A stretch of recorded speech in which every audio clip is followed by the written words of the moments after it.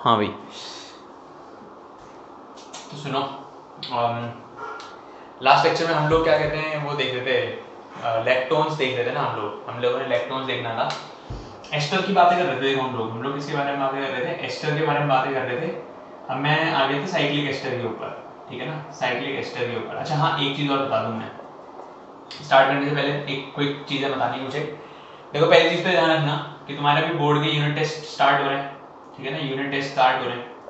देखो, unit test में जो क्वेश्चन पूछा जाए ना, उसको कोशिश करना कि तुम एनसीईआरटी के हिसाब से आंसर करो, ठीक है। कई क्वेश्चन में ऐसा हो सकता है यार तुम्हें कोई और रिएजेंट भी पता हो, ठीक है ना, तो वो रिएजेंट करने से खुद को रोक, वो रिएजेंट लिखने से खुद को रोको जो रिएजेंट एनसीईआरटी में गिवन नहीं है, ठीक है ना। जो एनसीईआरटी में गिवन है, कोशिश करो कि वही रिएजेंट तुम क्या कहते हैं बोर्ड के पेपर में लिखो, ठीक है ना। ऑल्दो वो तुम्हें जेई में काम आएंगे ही आएंगे, ठीक है ना। तो यूनिट टेस्ट के बारे में ये चीज़ मुझे बतानी थी, इसका थोड़ा ध्यान रखना। दूसरी चीज़ जो मुझे तुम लोगों को बतानी है वो क्या है कि क्या बोलना था, एक तो यूनिट टेस्ट वाला बताना था कि भाई यूनिट टेस्ट का अपना देख लेना, है ना। हाँ, तो यही था। देखो, यूनिट टेस्ट के बारे में बताना है कि यूनिट टेस्ट का क्या कहते हैं, अपना एनसीईआरटी बेस्ड ही रखना सारा काम, जितना भी तुम्हें करना है, ठीक है ना, बाकी और कुछ नहीं है। तो हम लोग एस्टर में आ जाते हैं। हाँ, एक चीज बतानी थी जो याद आ गया मुझे, एस्टरिफिकेशन है, ठीक है ना। एस्टरिफिकेशन रिएक्शन जैसे तुम्हें याद हो, तो एस्टरिफिकेशन ना हमने वैसे तो चैप्टर 11th में आएगी एस्टरिफिकेशन रिएक्शन ना, एनसीईआरटी में 11th में दी हुई है, चैप्टर 11 में दी हुई है। तो तुम वहां, वैसे तो हमने भी पिछले लेक्चर में पढ़ ली है एस्टरिफिकेशन, ठीक है ना। तो अगर तुम करना चाहो तो कर लेना, बाकी नहीं करोगे तो कोई दिक्कत नहीं है, तुम्हें करा दी गई है एस्टरिफिकेशन रिएक्शन, कल ही करी है तुमने। मैं उसको वहां पे 11th चैप्टर में नहीं पढ़ाता हूँ, ठीक है ना, यहाँ पर पढ़ा दिया है हम लोगों ने, हम वहां पे नहीं पढ़ाते उसको। ये ध्यान रखना कि जो एस्टरिफिकेशन रिएक्शन है इंपॉर्टेंट है बहुत, ठीक है ना, ऐसा नहीं इंपॉर्टेंट नहीं है, इंपॉर्टेंट बहुत है। तुम्हें अपने जो तुम्हें एक्स्ट्रा क्वेश्चन मिलेंगे उसके अंदर एस्टरिफिकेशन का क्वेश्चन मिलेगा, ठीक है ना। तो अब तुम कर सकते हो चाहो तो, है ना, कि तुम्हें कल ही पढ़ाया मैंने एस्टरिफिकेशन, तो तुम क्या कहते हैं एस्टरिफिकेशन उसमें से देख कर लेना। बाकी अगर नहीं भी करना चाहते तो कोई दिक्कत नहीं है, एग्जाम में नहीं आएगा अभी एस्टरिफिकेशन, बोर्ड में नहीं आएगा अभी, ठीक है ना, अभी के लिए मैंने मना करवा दिया, बट स्टिल तुम्हें करना चाहिए, ठीक है ना, क्योंकि वो चैप्टर तो उसी चैप्टर का पार्ट है, ठीक है। चलो, तो ये हो गया एस्टरिफिकेशन की कहानी, यहाँ तक खत्म है। फिर हम स्टार्ट करते हैं अपना अगला काम, ठीक है ना। हम एस्टर्स के बारे में बात कर रहे थे, साइक्लिक एस्टर्स के बारे में बात कर रहे थे हम लोग, ठीक है। तो मैंने तुम्हें साइक्लिक एस्टर्स में कुछ एक चीजें बता दी थी। पहला मैंने तुम्हें बता दिया था डेल्टा लैक्टोन, लैक्टोन के बारे में बता चुका था मैं तुम्हें। मैंने तुम्हें बोल दिया था कि भाई जैसे मान लो तुम्हारे पास में ये ऐसा सी डबल बॉन्ड OH लगा हुआ है यहाँ पे, तो ये अल्फा होता है, ये बीटा होता है, ये गामा होता है और ये डेल्टा होता है। डेल्टा पोजीशन पे अगर तुम्हारे पास में OH लगा है तो ये क्या करेगा, जैसे तुम इसको एसिडिक मीडियम प्रोवाइड करोगे, मान लो मैंने इसको प्रोटोनेट किया, तो ये कैसा बन जाएगा, पॉजिटिव चार्ज, और यहाँ आ जाएगा OH, और यहाँ पर मेरे पास में था OH, ठीक है ना। और मुझे पता है ये डेल्टा पोजीशन है, ये अल्फा है, ये बीटा है, ये गामा है। तो डेल्टा पोजीशन पे जो OH लगा हुआ है वो अपने लोन पेयर से अटैक मारेगा इस पे, ये चीज ऊपर जाएगी, ठीक है। कितने मेंबर की रिंग बनी, 1 2 3 4 5 और ये हो गई 6 मेंबर रिंग, ठीक है ना। तो 6 मेंबर की रिंग बनेगी जिसमें एक क्या लगा होगा, ऑक्सीजन लगा हुआ होगा। तो यहाँ से जैसे तुम बनाओगे तो 6 मेंबर की रिंग बन जाएगी तुम्हारे पास में, जिसमें एक ऑक्सीजन लगा हुआ होगा, ठीक है। और ये अगर फर्स्ट है तो 6 पोजीशन, मतलब जस्ट जस्ट बगल वाली पोजीशन पे एक OH आ जाएगा, ठीक है। और सेकंड पोजीशन पे, ये फर्स्ट है तो अगली वाली सेकंड होगी, यहाँ पर एक मिथाइल ग्रुप आ जाएगा मेरे पास में, यही बनने वाला है।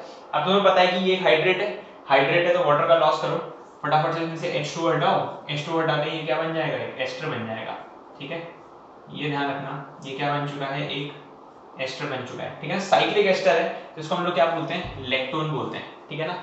ये मैंने तुम्हें बता दिया डेल्टा लैक्टोन, इसके बारे में कहानी हमने बात कर ली थी, ठीक है। अब क्वेश्चन उठता है कि क्या हो अगर ये OH डेल्टा की जगह ये गामा पोजीशन पर हो तो क्या होगा। तो इसी मॉलिक्यूल में हम चेंज कर लेते हैं, इसको डेल्टा की जगह अब की बार क्या कर देंगे हम लोग, गामा कर देंगे, और इस OH को यहाँ से हटा करके हम इसको एक काम करते हैं, छोटा कर देते हैं अब थोड़ा, और इसको यूं बना करके और डेल्टा पोजीशन पे लगा देते हैं हम लोग OH, ठीक है ना। यहाँ पर हमने क्या लगा दिया, OH, अल्फा बीटा गामा, ठीक है, गामा पोजीशन पे लगा दिया है, पहले डेल्टा पोजीशन पे था तो डेल्टा इलेक्ट्रॉन बन रहा था। अब देखो तुम जैसे प्रोटोनेशन करोगे तो ये क्या बनेगा, double bond O H positive charge, और यहाँ पर आ जाएगा तुम्हारे पास OH, लोन पेयर आ गए। अब इस लोन पेयर से अटैक मारो इसके ऊपर, लोन पेयर से अटैक मारो इसके ऊपर, ये चीज खुल जाएगी, ठीक है। कितने मेंबर की रिंग बनी, 1 2 3 4 और ये हो गई तुम्हारी 5 मेंबर रिंग, जिसमें से एक क्या है, ऑक्सीजन है, ऑक्सीजन ये वाला, ठीक है। 5 मेंबर रिंग जिसमें एक क्या आ जाएगा, ऑक्सीजन, जस्ट पड़ोस वाले कार्बन एटम पर क्या आ जाएगा, ये OH, हाँ यही मैं सोच क्या गलती हो गई है, ये इस पर अटैक करेगा ना, तो ये अल्कोहल, ये एसिड होगा, ठीक है ना, क्योंकि हम लोग क्या करते हैं, एस्टर कैसे बनता है, alcohol plus acid, alcohol plus क्या कहते हैं, एसिड से मिलके बनता है, तो एसिड नहीं बना था यहाँ पे, इसीलिए वो थोड़ा सा कंफ्यूजन हो गया, ठीक है कोई नहीं। तो ये हमारे पास ऑक्सीजन है, सेकंड पोजीशन पे हमारे पास मिथाइल ग्रुप लगेगा, और फर्स्ट पोजीशन पे 2 OH ग्रुप लगेंगे। 2 OH ग्रुप क्या करते हैं, फटाफट से पानी का लॉस कर देते हैं, हाइड्रेट होता है ना, हाइड्रेट वाटर लॉस करता है, तो क्या बनाएगा तुम्हारे पास में, साइक्लिक बना देगा, और ये होगा क्या, इसको हम लोग बोलेंगे लैक्टोन, और ये कौन सा लैक्टोन होगा, देखो गामा लैक्टोन होगा ये, ठीक है ना, कौन सा होगा, गामा लैक्टोन होगा। तो जैसे तुमने अभी अल्फा लैक्टोन के लिए बनाया, वैसे ही गामा लैक्टोन में बनेगा, ठीक है ना। तो यहाँ पर भी लिख लेना, यहाँ पर चाहो तो तुम एक लाइन लिख सकते हो कि हियर OH एट क्या कहते हैं इसको, alpha beta gamma, at gamma position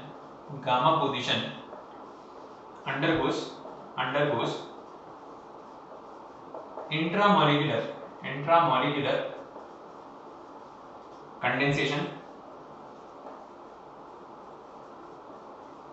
to give a cyclic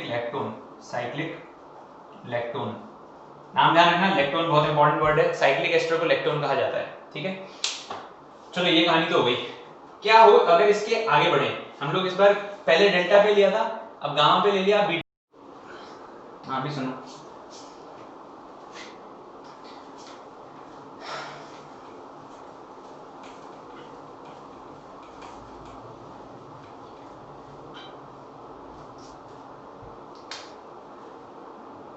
ठीक है, डेल्टा हो गया, गामा हो गया, गामा हो गया था, गामा में कुछ रहा नहीं था, वही इलेक्ट्रॉन ही बनाना है, सिंपल इंट्रामोलिकुलर करा देना, ठीक है ना।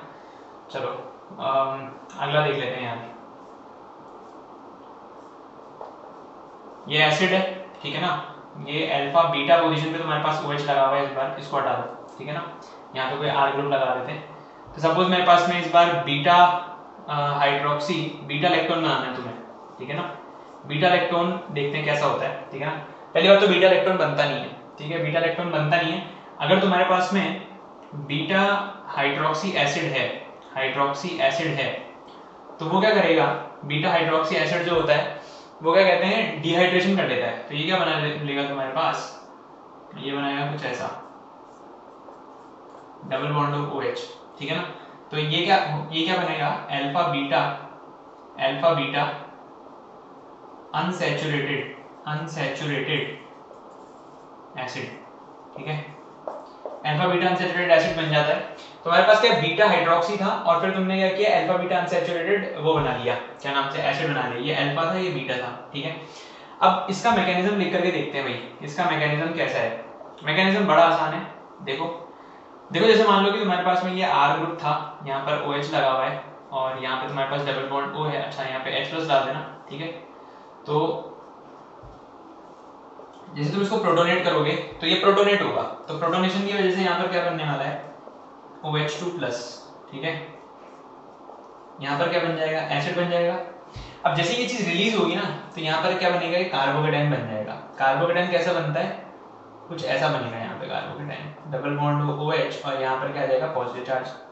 अब तुम्हें पता है कि यार यहाँ पर तुम्हारे पास 2 हाइड्रोजन एटम है, तो तुम एलिमिनेशन करवा सकते हो, जैसे ये वाला बॉन्ड यहाँ शिफ्ट होगा ना, तो क्या बना देगा, R, ये डबल बॉन्ड OH, ठीक है।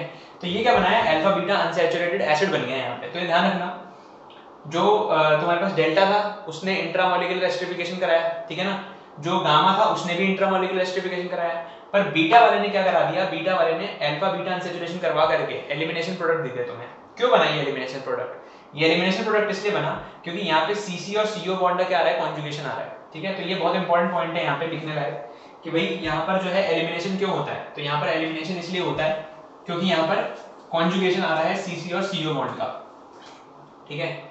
तो here elimination product is obtained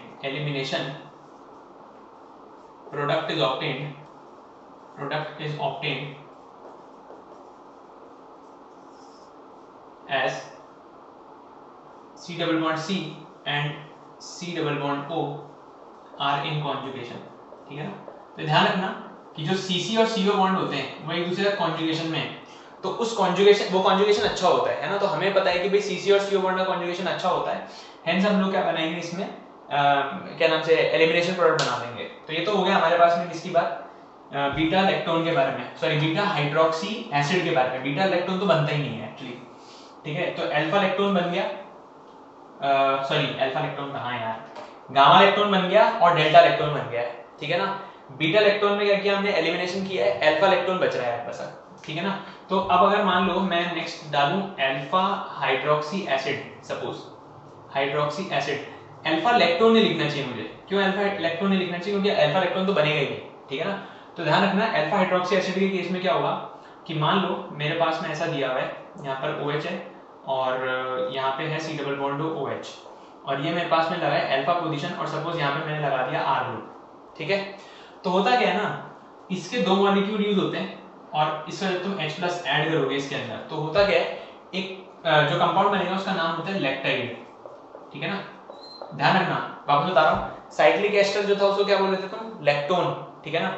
जब अल्फा पोजीशन पे हाइड्रोक्सी ग्रुप लगा हुआ है तो जो प्रोडक्ट बनेगा उसको बोलेंगे लैक्टाइड। नाम ध्यान रखना है, इसका नाम इंपॉर्टेंट है। क्वेश्चन उठता है मैकेनिज्म, मैकेनिज्म कैसे होगा, ठीक है, और स्ट्रक्चर कैसा दिखेगा। अच्छा कई लोग ये भी सोच सकते हैं कि यार जैसे बीटा वाले में एलिमिनेशन कराया था ना, अल्फा वाले में भी एलिमिनेशन करा देते, दिक्कत कहाँ आ रही थी। याद करो बीटा वाले में तुमने कार्बोकेटायन बनाया था इस OH2+ को रिलीज करके, जब तुम OH2+ को रिलीज करके कार्बोकेटायन बना रहे थे तो वो COOH से एक कार्बन दूर था। अब ये COOH के जस्ट पड़ोस वाले कार्बन एटम पे है, तो यहाँ पे कार्बोकेटायन कैसा होगा, अनस्टेबल होगा, इसलिए यहाँ पर एलिमिनेशन प्रोडक्ट नहीं ऑब्टेन होता है। तो मैकेनिज्म क्या होगा इसके प्रोडक्ट का वो देख लेते हैं। देखो इसमें कुछ नहीं करना तुम्हें, बहुत सिंपल है। इसमें क्या हो रहा है ना, इंटरमॉलिक्यूलर एस्टरिफिकेशन हो रहा है, मतलब एक मॉलिक्यूल का अल्कोहल दूसरे के एसिड से रिएक्ट करेगा और दूसरे मॉलिक्यूल का अल्कोहल इसके एसिड से रिएक्ट करेगा। तो प्रोडक्ट कैसा बनेगा, देखो बहुत सिंपल है, बस तुम्हें एक बार ये आ गया ना तो तुम कर लोगे इसमें। जैसे मान लो कि ये है तुम्हारे पास, ठीक है, और तुम्हारे पास में है यहाँ पर OH डबल बॉन्ड O और है यहाँ आएगा क्या R और यहाँ आएगा OH, सपोज ऐसा दिया हुआ है ना। इसको एक काम करते हैं, इसको ऐसा बनाते हैं, ठीक है। अब क्योंकि तुमने H+ डाल रखा है तो सपोज मैंने ना इससे इसके एसिड की इलेक्ट्रोफिलिसिटी बढ़ा दी इस पॉइंट पे, इस कार्बन एटम पे, और मैंने एसिड से इसकी भी इलेक्ट्रोफिलिसिटी बढ़ा दी इस कार्बन एटम पे, ठीक है। अब होगा क्या, देखो इस ऑक्सीजन का लोन पेयर और इस ऑक्सीजन का लोन पेयर यूज करेंगे हम लोग, क्योंकि इसका अल्कोहल इसके एसिड से कंडेंस होगा तो ये अटैक मारेगा इस पे, ठीक है। इसका अल्कोहल का अटैक मारेगा इस पे, अटैक मारेगा, ये जाएगा ऊपर और ये जाएगा यहाँ से ऊपर, ठीक है। अब बनाओ प्रोडक्ट क्या बनने वाले हैं। देखो पहली बात तो ध्यान रखना साइक्लिक बनेगा प्रोडक्ट, 1 2 3 4 5 6 मेंबर साइकिल बन रही है जिसमें फर्स्ट और फोर्थ पोजीशन पे क्या लगा हुआ है, फर्स्ट और फोर्थ, 1 2 3 और ये हो गया 4, हाँ सही है। फर्स्ट और फोर्थ पोजीशन पे क्या बनेगा, ऑक्सीजन लगेगा, तो लगा दो। तो ये कैसा बन रहा है मेरे पास में 1 2 3 4, फोर्थ पोजीशन पे ऑक्सीजन लग गया, और अगर ये फर्स्ट है तो ये 6th होगा, है ना, और ये सेकंड होगा, सेकंड पे R लगा हुआ है, ऐसा नंबरिंग कर ही देते ना। 6 पे देखो क्या है, 2 OH ग्रुप लग जाएंगे, 6 पे 2 OH ग्रुप लग जाएंगे और ये प्रोटोनेटेड रहेगा, क्यों, क्योंकि ऑक्सीजन से अटैक किया था तो प्रोटॉन अभी भी लगा हुआ है, दिखा देते हैं एक बार के लिए। फिर देखो सेकंड पोजीशन पे R ग्रुप लगा हुआ है, लगा दिया है। फिर उसके बाद में भैया थर्ड पोजीशन पे 2 OH ग्रुप लगे हुए हैं, थर्ड में ये रहा, थर्ड पे 2 OH ग्रुप लगे हुए हैं, है कि नहीं।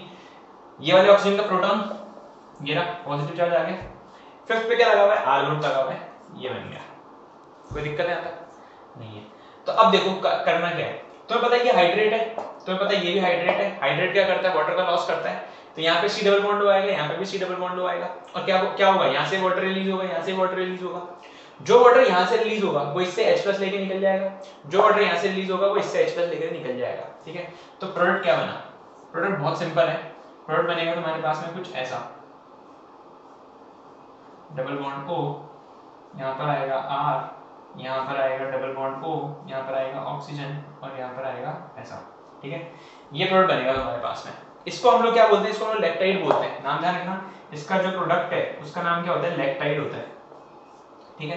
तो ये थोड़ा सा काम की चीज है, इसको ध्यान रखना, सभी लोग ध्यान रखना कि भाई तुम्हारे पास में अगर अल्फा है तो क्या होगा, लैक्टेट दे देगा, बीटा है तो एलिमिनेशन कर देगा, गामा है तो इंट्रामोलिकुलर अटैक होगा, और अगर तुम्हारे पास में डेल्टा है तो इंट्रामोलिकुलर अटैक होगा, ठीक है ना, इंट्रामोलिकुलर इलेक्ट्रॉन बनाओगे तुम, ठीक है।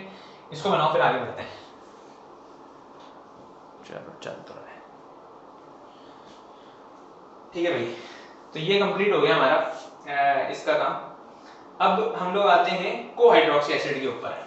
हम किस पे जाएंगे, कोहाइड्रोक्सी एसिड। कोहाइड्रोक्सी एसिड का क्या मतलब है कि मान लो इस बार तुम्हारा जो OH है ना वो डेल्टा पर भी नहीं है, डेल्टा से भी आगे लगा हुआ है, ठीक है। तो मैं इसको ऐसे लिखूं, मान लो अगर जो भी पॉइंट था ये कोहाइड्रोक्सी एसिड, ठीक है ना, कोहाइड्रोक्सी एसिड। कोहाइड्रोक्सी एसिड के अंदर क्या होने वाला है, देखो कोहाइड्रोक्सी एसिड में बहुत सिंपल है। जैसे मान लो कि मेरे पास में ऐसा लग रहा है हाइड्रोक्सी है ना, तो यहाँ आया OH और यहाँ आया मेरे पास में CH2 की 4 यूनिट आ गई मान लो, और यहाँ आ गया डबल बॉन्ड OH। तो तुम्हारे पास अल्फा बीटा गामा डेल्टा वो वाली पोजीशन के जस्ट आगे वाले पे लगाया मैंने। 4 क्यों दिखाया, क्योंकि चार कौन से होंगे, अल्फा बीटा गामा डेल्टा, और उसके आगे वाले पे मैंने OH लगा रखा है। तो इस बार क्या होगा, इस बार ना अगर मान लो ये R ग्रुप है तो इस बार क्या होगा, इसमें पॉलीमराइजेशन हो जाएगा। ये क्या करेगा, ये पॉलीमराइज हो जाएगा, पॉलीमराइज हो जाएगा, और कैसा होगा, इंटरमोलिकुलर हो जाएगा, इंटरमोलिकुलर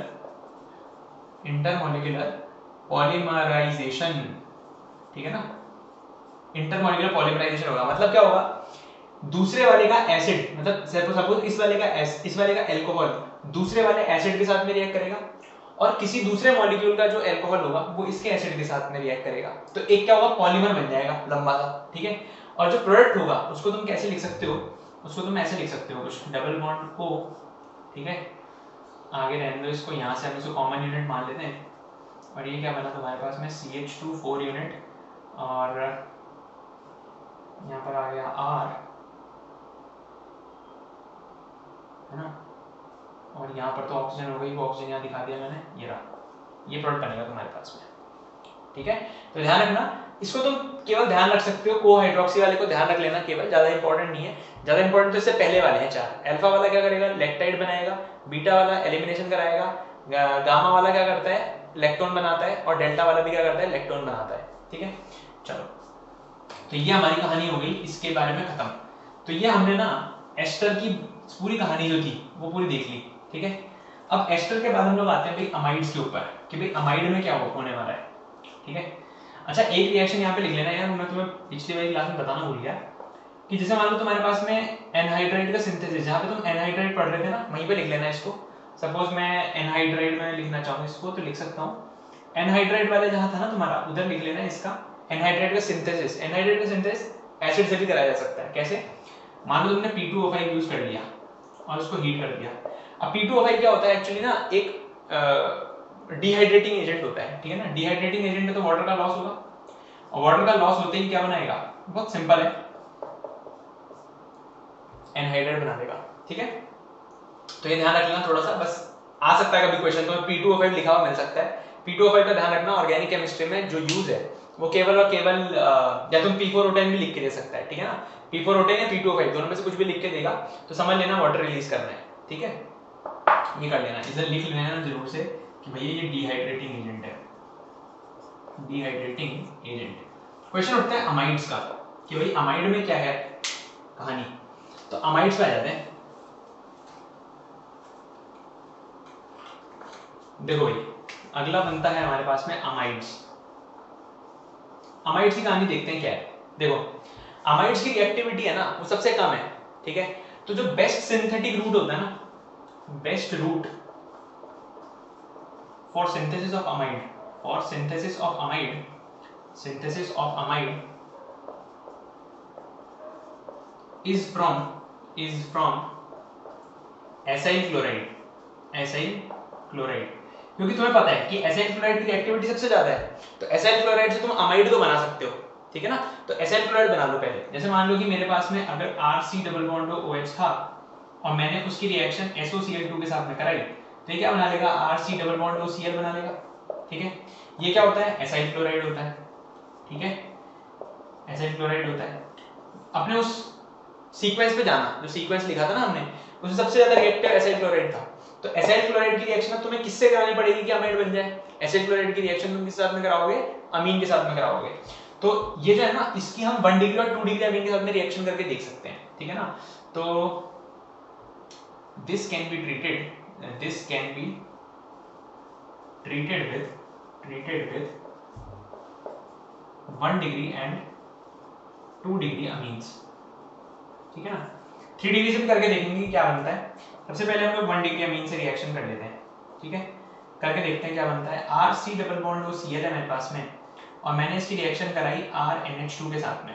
ये क्या बना? 1 डिग्री अमीन है। नाइट्रोजन अपने लोन पेयर से अटैक मारेगा, ऊपर जाएगा, नीचे जाएगा, Cl रिलीज होगा, ठीक है। क्या बनने वाला है मेरे पास में? RC डबल बॉन्ड को NHR। ये क्या होगा? N सब्स्टिट्यूटेड अमाइड बना है। क्या बना है? N सब्स्टिट्यूटेड अमाइड, ठीक है। ये हो गया 1 डिग्री अमीन से। अब 2 डिग्री अमीन से बना के देखते हैं। इतना लिखो फिर आगे बढ़े, ठीक है। अब 2 डिग्री अमीन से रिएक्शन करके देख लेते हैं कि भैया क्या बनने वाला है यहाँ पे। 2 डिग्री अमीन से रिएक्शन करके देख लेते हैं। देखो भाई, 2 डिग्री अमीन अगर मैंने ले लिया तो वहां पर क्या होगा? RC डबल बॉन्ड OCl, और अगर मेरे पास में R2NH है तो ये 2 डिग्री अमीन हो जाएगा। नाइट्रोजन फिर से वही करेगा, एडिशन सॉरी, नीचे गया, Cl रिलीज हो गया, ठीक है। क्या बनेगा ये? RC डबल बॉन्ड NR2, ठीक है। और ये नाइट्रोजन पर क्या है? लोन पेयर है, ठीक है। इसको हम लोग क्या बोलेंगे? इसको हम लोग बोलेंगे N, सब्स्टिट्यूटेड अमाइड,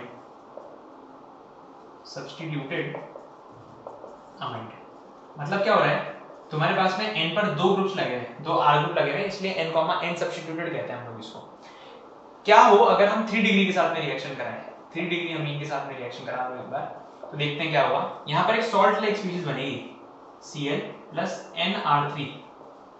नाइट्रोजन का अटैक होगा, लोन पेयर अभी भी है, तो ये अटैक करेगा इसके ऊपर, Cl रिलीज होगा। क्या बनेगा?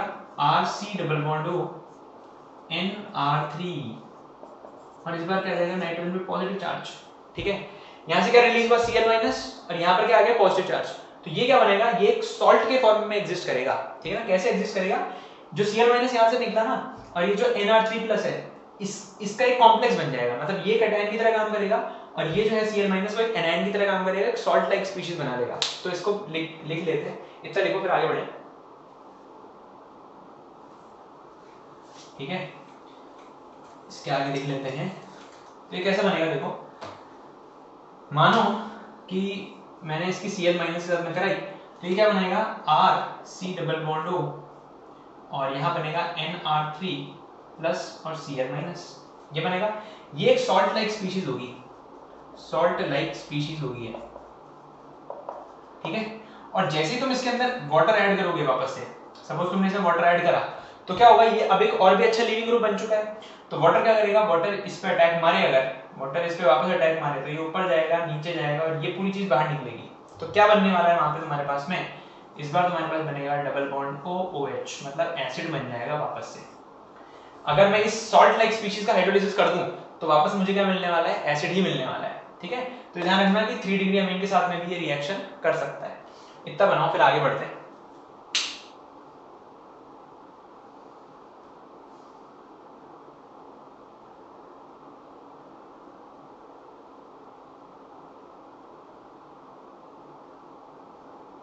ठीक है, तो अब हमने ना अमाइड का सिंथेसिस कर लिया, किससे? इससे, एसाइल क्लोराइड से। अब देखो, क्या तुम अमाइड को एनहाइड्राइड से बना सकते हो? हाँ बना सकते हो, क्योंकि एनहाइड्राइड अमाइड से ऊपर आता है ना। तो अब हम लोग देखेंगे सिंथेसिस ऑफ अमाइड, मतलब अमाइड फ्रॉम एनहाइड्राइड। एनहाइड्राइड से देख लेते हैं कि अमाइड कैसे बनता है। तो एनहाइड्राइड क्या होता है? देखो, RC डबल बॉन्ड OR, और इसकी रिएक्शन मैं करा सकता हूं NH2R से। सपोज मैं 1 डिग्री से करा रहा हूं तो मुझे कोई दिक्कत नहीं है, क्योंकि बाकी के प्रोडक्ट तो मैं लिख सकता हूं, जैसा मैंने एसाइल क्लोराइड में कराया था वैसे ही यहाँ पर भी होगा। नाइट्रोजन अटैक मारेगा, इस पे ऊपर जाएगा, नीचे जाएगा, ये चीज रिलीज होगी, ठीक है। क्या बना, ये बनेगा RC double bond O minus plus RC double bond O NH2R, नहीं NHR है, हाँ NHR, ठीक है, ध्यान रख लेना। इसने इस पे अटैक किया है तो ये बनेगा और ये बन जाएगा, ठीक है। तो तुमने क्या किया, देखो अमाइड बन गया यहाँ से, ये क्या बना, N substituted amide, N substituted amide, ठीक है, ये बन जाएगा। सिमिलरली अगर मान लो मैं अमाइड को बनाऊं किससे, एस्टर से, एस्टर से, तो एस्टर से भी बन सकता है, ठीक है। मान लो मैंने इस बार ऐसे लिया OR- और मैंने इसकी रिएक्शन कराई NH2R से, तो नाइट्रोजन फिर अटैक मारेगा, ऊपर जाएगा नीचे जाएगा, RO माइनस रिलीज होगा, क्या बनेगा RC double bond O NHR plus R-O minus, क्या बना, फिर से अमाइड बन गया, ठीक है। तो ये बहुत सिंपल है, अगर तुम उस ऑर्डर को फॉलो कर रहे हो जो मैंने तुम्हें लिखा है कि सबसे ज्यादा रिएक्टिविटी होगी एसाइल क्लोराइड की, उसके बाद एनहाइड्राइड की, एनहाइड्राइड के बाद में एस्टर की, एस्टर के बाद में अमाइड की, तो तुम्हें ये चीजें अपने आप समझ में आ जाती होंगी, ठीक है ना। अगर तुम्हें वो ऑर्डर ध्यान नहीं है तो ये कभी भी समझ में नहीं आएगा, फिर परेशान होते रहना, ठीक है। तो एनहाइड्राइड से बना लिया, एस्टर से बना लिया, बट बेस्ट सिंथेटिक रूट कौन सा था, एसाइल क्लोराइड से। क्वेश्चन उठता है क्या हो अगर मैं अमाइड का हाइड्रोलिसिस कराऊं, ठीक है ना।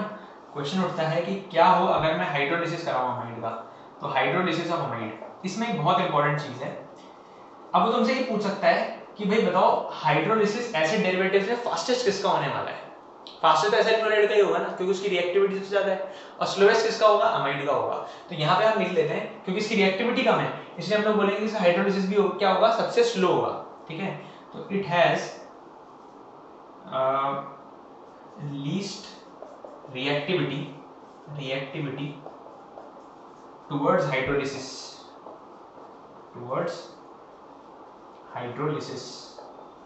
ठीक है। जैसे मानो कि मेरे पास में RC डबल बॉन्ड O और NH2 दिया हुआ है और मैंने इसकी रिएक्शन कराई H2O के साथ में, तो ये क्या बना लेगा, RC double bond O OH बना लेगा, ठीक है, प्लस मेरे पास में क्या बन जाएगा, NH2 माइनस रिलीज होगा ना, इसने अटैक मारा था इस पे, ऊपर गया नीचे गया, ये चीज बाहर निकलेगी, ठीक है ना। या तो NH2 माइनस की जगह ना इसको अमोनिया लिख दो, NH3 लिख दो, कैसे, ये अटैक करेगा, इसके ऊपर एक प्रोटॉन एक्स्ट्रा होगा ना ऑक्सीजन के ऊपर, जब ये यहाँ पे जुड़ जाएगा तो OH2 प्लस बनेगा, यहाँ से क्या निकलेगा, NH2 माइनस, वो NH2 माइनस इसका प्रोटॉन एक्सट्रैक्ट करके क्या बना लेगा, अमोनिया बना लेगा। तो ध्यान रखना इसका हाइड्रोलिसिस एसिडिक मीडियम में ये होगा, बेसिक मीडियम में क्या होगा वो देख लेते हैं।